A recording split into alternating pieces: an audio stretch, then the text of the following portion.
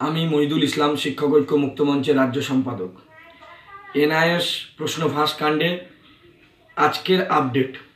আপনারা জানেন যে 506 এবং 507 প্রশ্ন ফাঁস কাণ্ডে যে এনআইএসের মাধ্যমে রাজ্যের 1,69,000 শিক্ষকের ডিএলএড ট্রেনিংয়ের অন্তিম পর্যায়ে সম্পূর্ণ তুগলকি এবং অমানবিক সিদ্ধান্তের ফলে রাজ্যের 1,69,000 শিক্ষকদের জীবন জীবিকা বিপন্ন।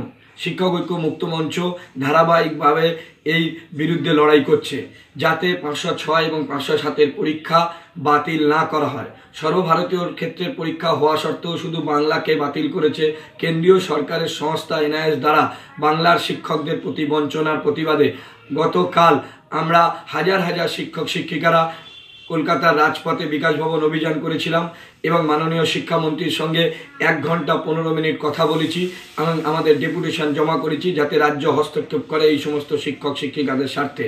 মাননীয় শিক্ষামন্ত্রী আমাদের কথা দিয়েছিলেন যে এই বিষয়ে হস্তক্ষেপ করে তারা কেন্দ্রীয় সরকার এবং এনআইএস কর্তৃপক্ষকে রি-এক্সামিনেশনের যাতে ক্যান্সেল হয় এবং যাতে রিকনসিডার করা হয় এই বিষয়টা তারা হস্তক্ষেপ করবে। কিন্তু আমাদের কাছে যেটুকু ইনফরমেশান এসছে যে মাননীয় শিক্ষা সচিব উনি কেন্দ্রীয় সংস্থা এনআইএস কর্তৃপক্ষকে চিঠি করেছে এবং আজকের জানলাম বাম পরিষদীয় দলনেতা সম্মানীয় সুজন চক্রবর্তী মহাশয় মাননীয় শিক্ষামন্ত্রীকে এই বিষয়ে কথা বলেছে, যাতে শিক্ষকদের স্বার্থে বাংলাকে বঞ্চনার বিরুদ্ধে প্রতিবাদ করে হস্তক্ষেপ করা হয় এবং যাতে 506 এবং 507 পরীক্ষা বাতিল যে সিদ্ধান্ত নিয়েছে সেই সিদ্ধান্ত প্রত্যাহার করে।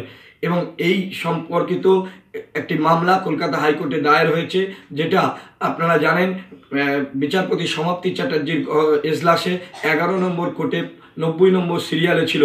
গতকাল শুনানির ডেট ছিল, 63 নম্বর সিরিয়াল পর্যন্ত মামলা চলেছে।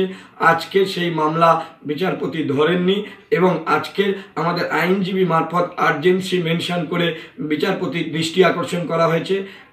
শুক্রবার দিন 25 তারিখে এই মামলাটি ফিক্সড হয়েছে। সুতরাং আমরা আশাবাদী শুক্রবার এই মামলার রায় পেয়ে যাব এবং টিচারদের যাতে 506 এবং 507 পরীক্ষা দিতে না হয় এবং টিচারদের এই সমস্যা থেকে সমাধান বা মুক্ত হবে এই আশাবাদী আমরা।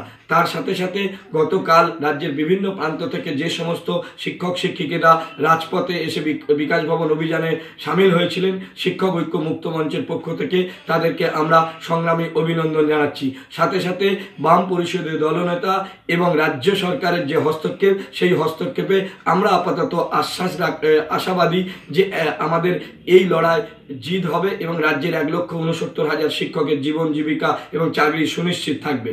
তাই আপনাদের কাছে আমরা আরও আপডেট দিতে থাকবো, আপনারা আমাদের সাথে